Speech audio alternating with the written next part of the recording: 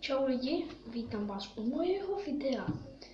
Chtěl bych vám ukázat můj airsoftovou zbraň, kterou jsem si dneska koupil. Takže jdeme si ji ukázat. Takové plný. Mám teda bez tlumiče, protože si můžete vybrat varianty. Máte s tlumičem a tady bez tlumičů. Já si vybral bez tlumiče. Mám ty další kraviny. No nevím, ale tam se podíváme ze zádu. Takhle to vypadá. A můžeme se podívat na zbraň. Já se to tak otevřu. Tak a jdeme se podívat. Nyní se podíváme na zásobu. Tak někde takovýhle. Nevím, kolik se tam vleze kuliček. Ale můžeme se za to za chvilku podívat a teď jdeme na samostatnou zbraň. Zbraň vypadá takováhle. Založená teda.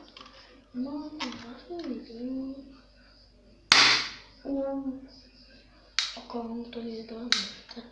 Tady takhle můžete udělat i tahovák. Můžeme se tady ani něco přičistit.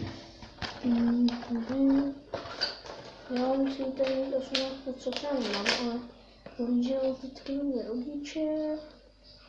Nevím, jak to vypadá, jak si krabička. Jo, dobrý, se to mluví. Nevím, jak se jmenuje zatím.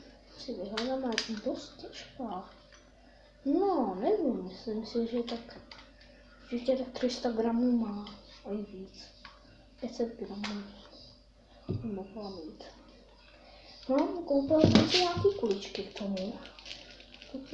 To už mám 2 roky, myslím, ty kuličky. Ne, to tam mám tak 4 měsíce, protože jsem měl takovou plastovou. Takovýhle. Barvy byly tam jenom zelený. A dneska jsem si kupoval k tomu tyhle ty. Důležitý. A my si zkoušíme tu zbraň. My si vezmeme taky starý. Teda jednu a jdeme to zkusit. To střílí. Tady vám tam pro představu. Možná to zkusit jít do toho střelit.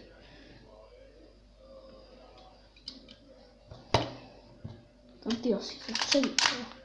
Tak. Můžeme to jít zkusit.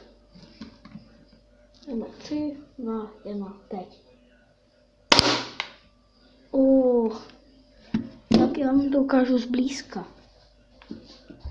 Co se s tím stalo? A jde to vidět. No, asi to nepůjde úplně vidět. To se nepůjde vidět, ale tady taková díra. Vidíte mu prst? Tady je díra velká. Ale tohoto, tak tady je taková velká díra. Tam jsem střelil. Takže to by bylo asi vše tomuhle videu. Takže dávejte lajky a odběry a zatím čau.